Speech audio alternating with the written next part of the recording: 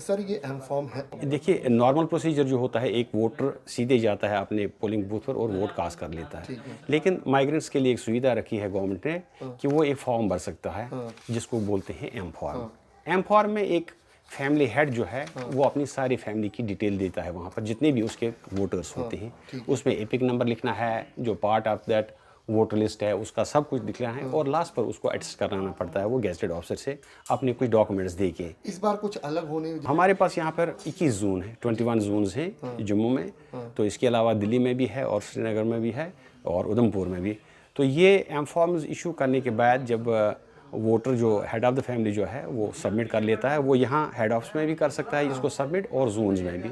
अभी हम पिछले 2 दिन से हम देख रहे हैं हमारे पास कुछ 18 एम फॉर्म्स सबमिट हो गए वहाँ से। ये 3 कॉन्स्टिट्यूंसीज के लिए। लोगों से क्या अपील करेंगे ताकि कश्मीरी माइग्रेंट जो है वो बढ़ चढ़ कर? हम लोगों से यही अपील करेंगे, शौक से आइए और ये अपने एम फॉर्म्स दीजिए और अपना वोट कास्ट कर लीजिए, क्योंकि आपका वोट बहुत ही कीमती है। अभी तक कितने एम फॉर्म भरने का नहीं, हमने हमने यहाँ से सप्लाई किए हैं तो वो उसका हमने रिकॉर्ड नहीं रखा, लेकिन 2 दिन का हम यहाँ पर कह रहे हैं कि 2 दिन से हम 18 ये फॉर्म्स आए हैं। और जो जोन सभी सारा रिकॉर्ड हम यहाँ पर शाम को 3 बजे कलेक्ट करके तो वो लोग सुबह 24 में हम वो फिर डाल देते हैं। तो टोटल हमारे पास कल और परसों 9 परसों आए थे और कल 9 आए हैं, यानी टोटल 18 हमारे पास ये आए हैं। मैं बारामूला डिस्ट्रिक्ट का, प्रेजेंटली हम जगती में रहते हैं, जम्मू में। जी, तो एम फार्म के बारे में क्या आप बताना चाहेंगे? देखिए सर, ये जो एम फार्म की बात आप कह रहे हैं, जब भी चाहे स्टेट इलेक्शन हो या पार्लियामेंट्री इलेक्शन हो, गवर्नमेंट कश्मीरी माइग्रेंटों के लिए एम फार्म की सुविधा रखती है, वो तो ठीक है। लेकिन जब हम देखते हैं कि ये एम फार्म क्या है, एम फार्म का बहुत बार कश्मीरी पंडितों ने इस तरह कहा कि हमें जिस तरह नॉर्मलसी में आप हर एक कॉन्स्टिट्यूंसी में लोग वोट डालते हैं, वही सुविधा हमारे लिए भी होनी चाहिए। क्योंकि अब गवर्नमेंट ने ये एम फार्म की सुविधा रखी, इसमें अटेस्ट करना है, इसमें अब कमिश्नर साहब भी कह रहे हैं कि वो थोड़ा इसमें सहूलियत लाएंगे, कोई यहाँ पर रिलीफ के दफ्तर से ही कोई अटेस्ट करेगा। लेकिन अब जब गवर्नमेंट ने ये सुविधा रखी है, मेरा मानना है कि लोगों को एम फार्म भरना चाहिए और अपनी एग्जिस्टेंस, अपना जो ये वोट का ये इस्तेमाल करना चाहिए और जिनको वो डालना चाहेंगे। लेकिन तभी तो हम भी किसी गिनती में आ जाएंगे जब आप कहोगे कि मैंने वोट दिया किसी भी पार्टी को, अन्यथा आप किसी गिनती में गिने नहीं जाओगे। मेरा नाम BL दर है, मैं मुट्ठी एरिया में रहता हूँ, जम्मू में। कहाँ से माइग्रेट हुए थे आप? यह हम डिस्ट्रिक्ट अनंतनाग से हुए हैं, तहसील सिरे गुफारा से आए हैं इस वक्त।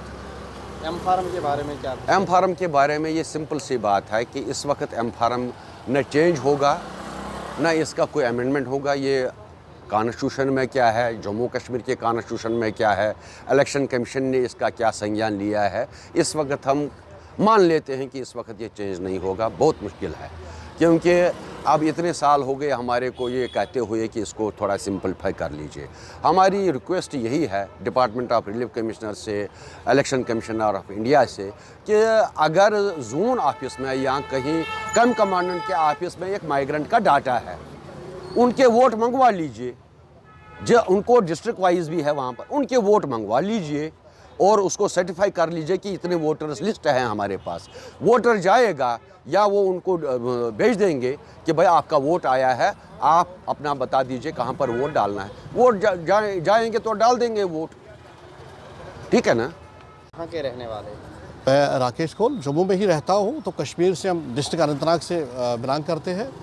तो आज हम आए थे यहाँ, वो जो आपको पता ही है कि हिंदुस्तान में बहुत बड़ा पर्व है, यानी कि 2024 का जो पार्लियामेंट जनरल इलेक्शन है, तो उसी के लिए है। हम भी एक हिंदुस्तान के अपने आप को नागरिक ही समझते थे, तो हम अपने वोट कास्ट करने की वो जो प्रक्रिया है उसको समझने आए हैं।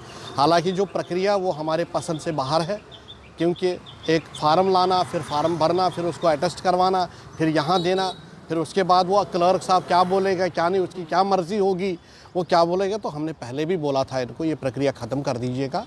मुझे याद है जब डीडीसी इलेक्शन में भी इसी तरह मैं फ्रंट पे आया था, तो उस वक्त आनंद फानन उन्होंने यहाँ पोलिंग स्टेशन बनाए थे। तो आज भी वही प्रिपरेशन बनाई थी।